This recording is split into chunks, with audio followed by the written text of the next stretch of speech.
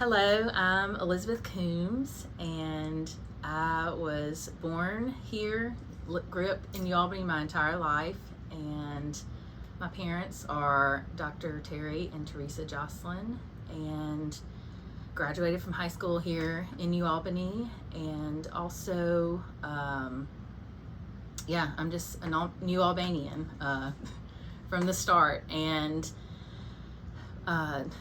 I guess probably I was just thinking about what background I first had when I kind of knew I wanted to be something in creative and in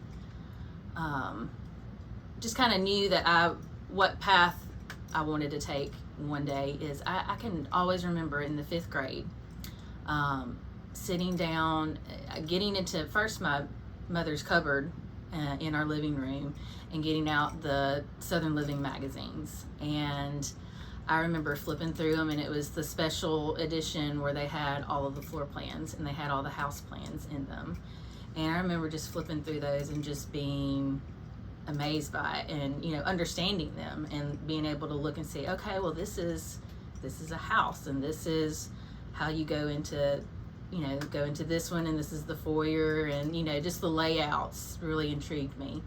And I even remember as a kid growing up, even younger than that, loving puzzles. And it's funny now because now my little boy Tate, he loves puzzles, so I'm like, is this something in your future, maybe an architect one day or something? But I just remember flipping through those magazines, and then I was like, well, this is really cool. I'm going to start drawing my own, which they were very primitive, 5th grade mindset. But basically, that's what a house is. You're working out puzzle pieces of how this fits and functions for a certain person, or, how you move things around and get all the puzzle pieces to fit together. And so that's kind of how I really started realizing that I liked.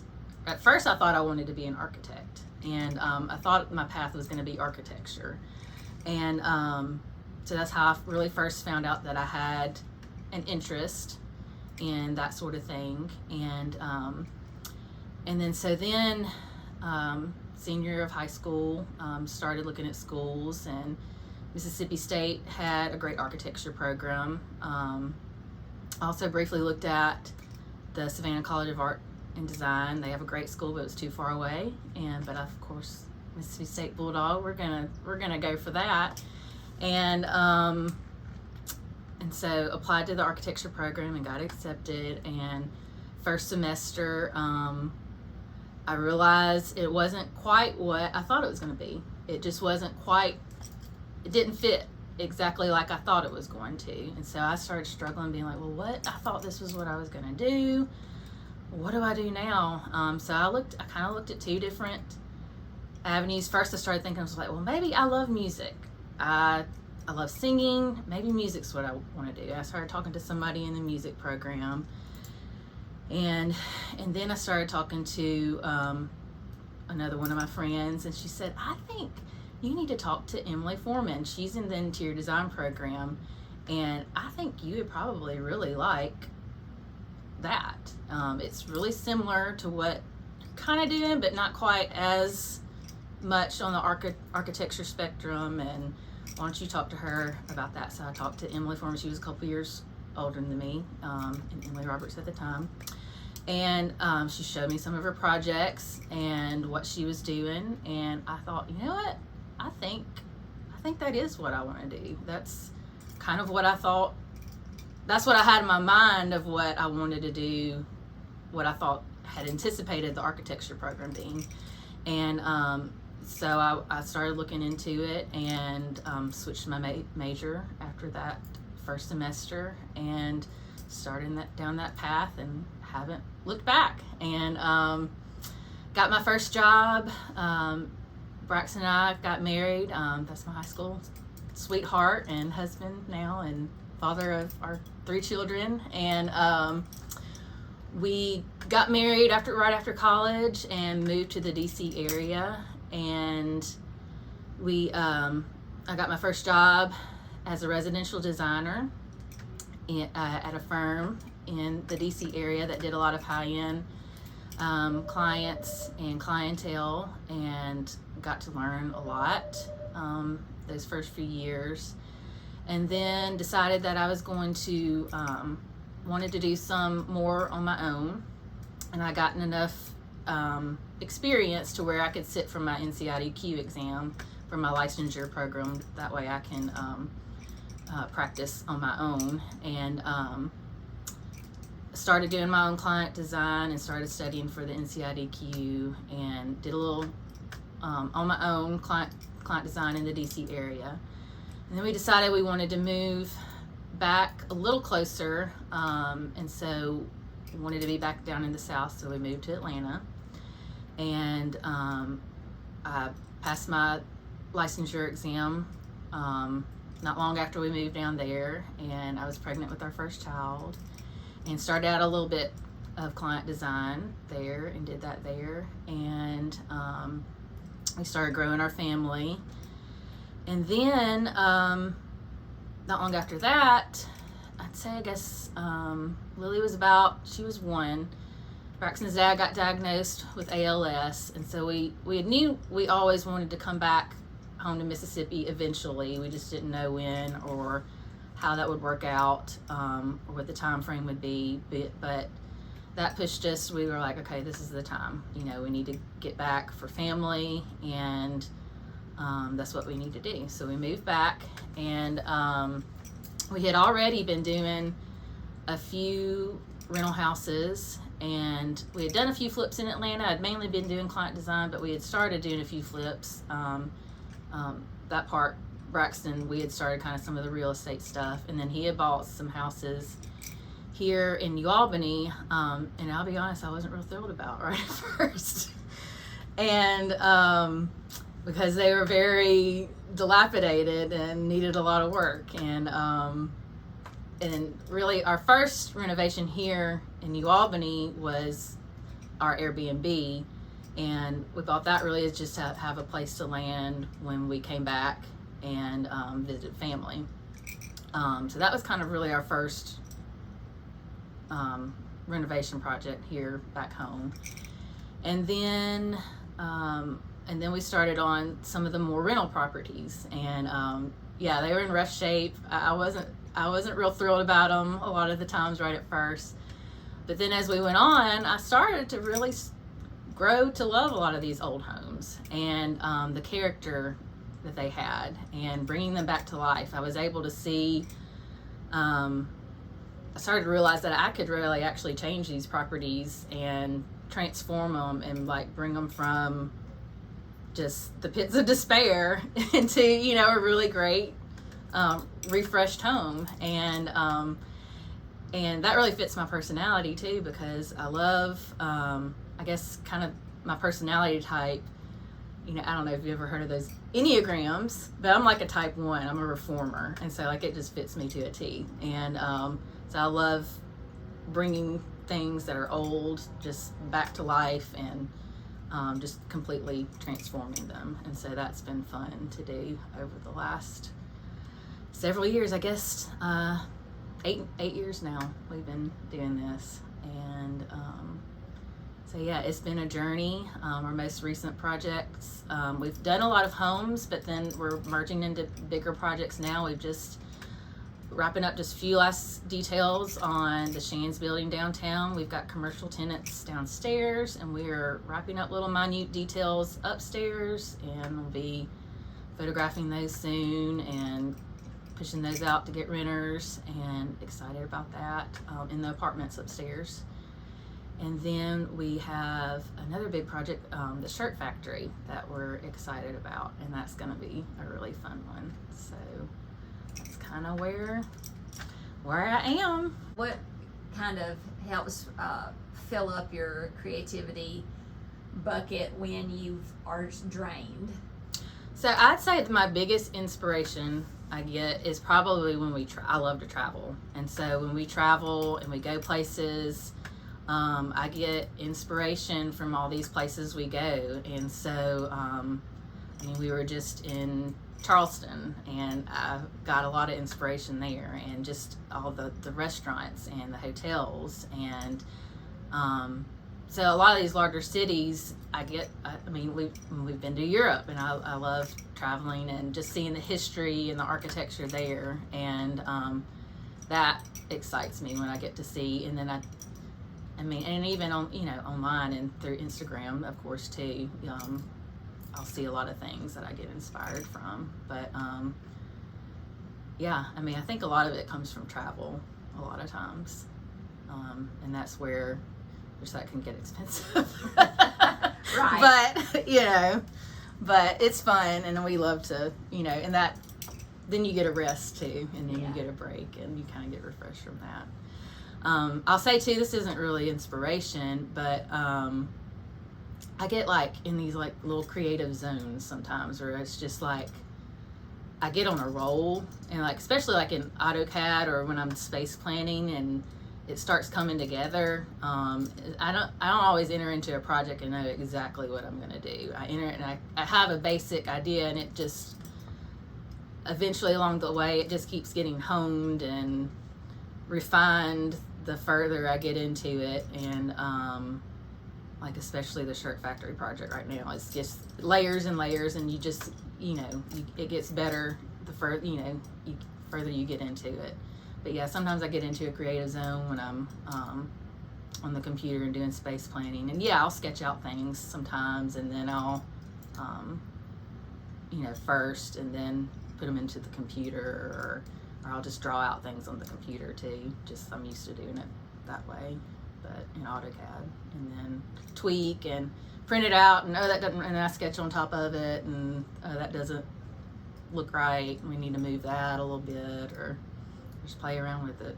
So when you're working with these older buildings, and then I'm sure there's lots of surprises along the way that no one can ever predict. Mm-hmm. So does that throw you into a tizzy, or does that just further your creativity? I would say I would say it used to. It used to throw both Braxton and I maybe into it.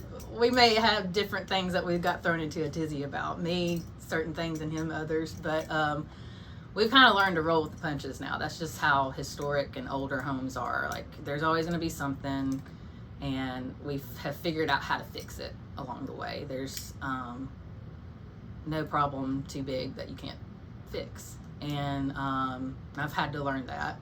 Sometimes I've learned it the hard way. Like, I'm kind of a type A personality, and Braxton's had to teach me to be like, it's gonna be okay. Like, we can fix this. Like, this, you know, this is what we're doing. You know, we're gonna fix it. And sometimes it costs more money than you want it to, which that's the part he doesn't like. But yeah, I mean, that's just kind of part of it, and I've learned to just have to let it go. Have there been any properties that you've had to give up on? No. I mean, like I said, really, like we've been able to fix them. I mean, for instance, and we're doing it again. So, the Queen on Cleveland, which is an Airbnb now, it was in really rough shape, and we literally had to get like 20 jacks and jack up and fix the foundation and level everything up. And that was a learning process. And bless James' heart, you know, he had to be the one that went in and fixed all that. But now we learned from it, and we learned that we can do it. And Scott Dunham was the one where we learned that technique from, and he told us that that's kind of how you fix that. And now we're doing it again in Blue Mountain on an old 1877 home, and they've done it a whole lot faster this time too. So, you know, you learn from it, and you do it better the next time. So that's kind of how that one has gone. Yeah, your experience just keeps expediting things. Is that what you? Yeah, I mean, like the more experience you get, the more houses we've done. I mean, the easier and better it gets. You know, as with anything, the more practice you get, the better you get. So Yeah. Do you know what's your house count lately? Have you counted to see what? Braxton would know better. I kind of think maybe 30 to 40 properties. I've kind of. Is that between here and Blue Mountain? Yeah. So, and I could be wrong. It could, but I mean, as far as rentable, because a lot of the buildings have more than one, so it'd be probably up to 50 or so if you count like 50 or 60 as far as rentable spaces or something like that. But is there something that you just think, oh, if I could just build this one totally from scratch property? Do you have one in your brain? not really. I mean, we've been doing the historic old stuff for so long. I haven't even my mind hasn't even really gone there, to be honest. But I will say, I mean, the only thing that just popped in my head is that when I first started out in design, the area I wanted to be in was hospitality design. It was 2008, and the job market wasn't great, and I was able to get a job in residential design, so that's what I took and went with it. But I've always loved hospitality design, which is hotel design and things like that. So that probably, if I had to pick, that would probably be something fun to design from scratch and build. Yeah. Is there something that you would like to tackle here in New Albany that you haven't like purchased or Yes, but you can keep it a secret. I'm gonna keep it a secret. Yeah. Okay. Well, we got our eyes on stuff. Yeah. Well, but good. yeah. That's great. That's great. And it's funny because the shirt factory was one I had my eye on for a while, and timing is everything, and I think a few years back we wouldn't have been quite as ready for it, and it's going to be even better just because we've got more experience now. And yeah, imagine if that would have been your first project. Oh yeah, I mean, it wouldn't have been good. It wouldn't have been as good. It might have killed you. Oh, it would have, yeah. But timing, God's timing too, is everything. It's funny because we looked at the Shands building too, right after Lily was born. So that would have been 2017. That was when we were kind of looking at properties. I think we had just done the Airbnb, our first Airbnb, the cottage on Garfield Street. And when Braxton showed me that, I was like, no, we are not doing this. And 9 years later, we're back. We did it. And so it's funny how it just came right back to us. Yeah. When it was time. When it was time, yeah. Yeah. Do you find as an Airbnb owner, you do have an interesting access to outsiders' opinions of our area because you own more than one Airbnb where people love to leave a review. Yeah. And not everyone doesn't have access to reviews like that. Yeah. And so based on that, do you have what do you feel like an outsider's what's the general outsider's view? I mean, I think a lot of people that come, they like the downtown area. It has a lot of great shopping, and they like a lot of it. It's funny because we've had people from Europe come and stay, and they're from England or they're from Scotland, and I can't remember, and I would have never thought that we'd have people coming from that far, but we have. And we'll get people from other states across the nation too, and they'll come and stay, and because of Elvis or because of Faulkner or all kinds of reasons, or because their kids at Ole Miss, or coming for something for a ball game or whatever. And it's neat to see, and yeah, they seem to like the town, and we always were able to give them recommendations on where to go. We have it in our Airbnb profile where they can certain restaurants and shopping downtown, and they enjoy it. And the Tanglefoot Trail, and a lot of neat things that they can do. So yeah, they seem really positive about New Albany. That's good, because we know what we see and what we think, Mm-hmm. but I think it's nice to hear what others have to say. Yeah. Do you have advice for some of those young kids who are maybe in 5th grade looking at full Mhm. plans? Well, I would say that, I mean, I left, but I came back. And I left and I got a lot of experience, and I left and I got the education and the experience, and I saw a lot. But then I was able to come back and bring it back to New Albany, and, what I learned, and be able to invest it. So, yeah, I do see that a lot of times where kids will go out and then not come back. But I mean, I think the coming back is important, to where, send them out, get a good world's eye view, learn some things, but then you can bring it back and you can really make an impact in your community. And I'll say, I mean, I'll give a lot of credit to Braxton, because like some of the stuff we're doing, I would have never done on my own. So he's the businessman. He sees the, like I said, I would have never have bought those old houses. I mean, I was kind of mad about it, honestly, when he bought them.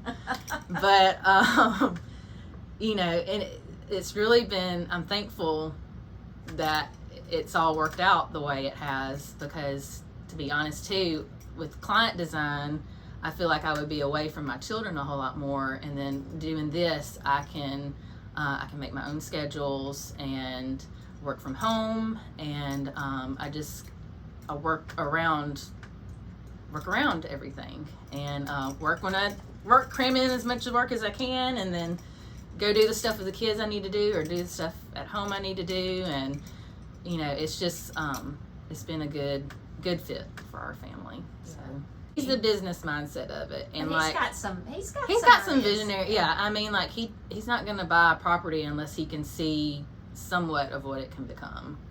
I just take it to the very next level. Yeah. Like, I'm way more detailed than him, and sometimes it takes him a while sometimes to convince him on some things, and but yeah, so yeah, we're a good team. Yeah. So, and y'all have a great team of craftsmen and oh yeah, for sure, working, yes, who are able to take your drawings and designs and bring them to life. Yes. And So Braxton always likes to say that they've been through Elizabeth Boot Camp. Bless their hearts. But James Gregory is one that's been with us from the very beginning, and we couldn't do what we do without him. And then we've had several carpenters along the way, and then a lot of subcontractors, and we've collaborated with Greg Conley on the Shands building, just because it was a bigger project this last time, and they've been great. And so yeah, we've had a lot of good people that we've been able to work with. Yeah, and that's so important.